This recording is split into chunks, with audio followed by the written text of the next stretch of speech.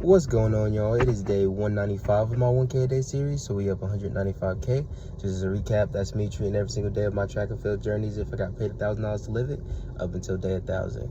Today is Thursday. It is a recovery day for me. I'm doing something a little bit different today. I decided to do a couple of like isometric holds, just for a minute each in each position. One was a lunge position. The other was like the standing hip flexor, like raised position. The other was the squat position, like a half squat position. And the fourth one was like a push-up position. And just a minute each for those isometric holds.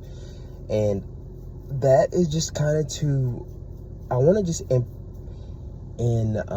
incorporate isometric holds as well. So I want to incorporate everything that I know works, right, into my programming. So I got the speed days, I got, the acceleration days, I got top and speed days, I got acceleration days, I got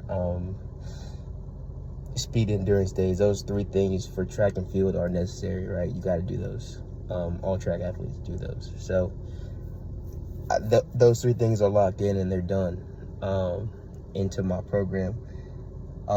Just added the plyometrics.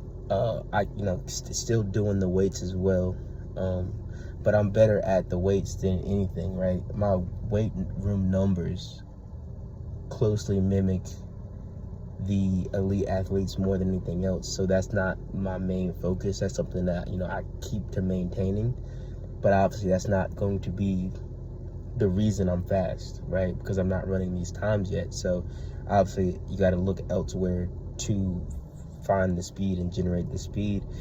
The isometric is going to help me hold positions better, right? So even just talking to some track people, they talk about, like, really all it is hitting your positions and then firing your muscles when you hit your positions. And I thought about it and I was like, looking at my my form versus like the professionals, I'm not really hitting positions.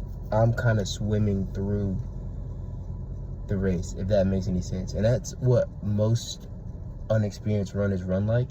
So it's no knock to myself. It's just, that comes with experience.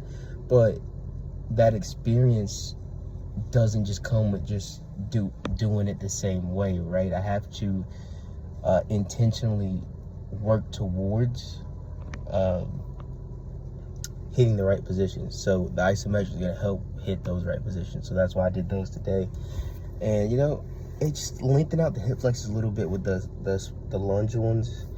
And eventually I'm going to start doing maybe some more isometric holds in the weight room. But again, get these out of the way early, right? Get all the phases done early. So when it's like wintertime, the only thing that's left for me to add on is going to be sled pushes and sled pulls.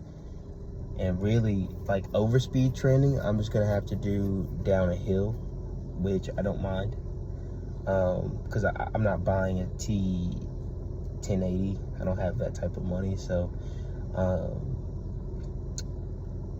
I just got to, work with what you have. And I think if I run down a hill, it'll give me similar effects. It'll also help my balance and coordination as far as my nervous system trusting myself to go fast. Because when you're running down a hill, you're literally like kind of off balance, especially if the hill isn't completely like even. Now, just make sure I don't injure myself doing so. But I think it's a pretty good plan. But that's going to be all for today. Tomorrow will be acceleration. I'll see you guys then.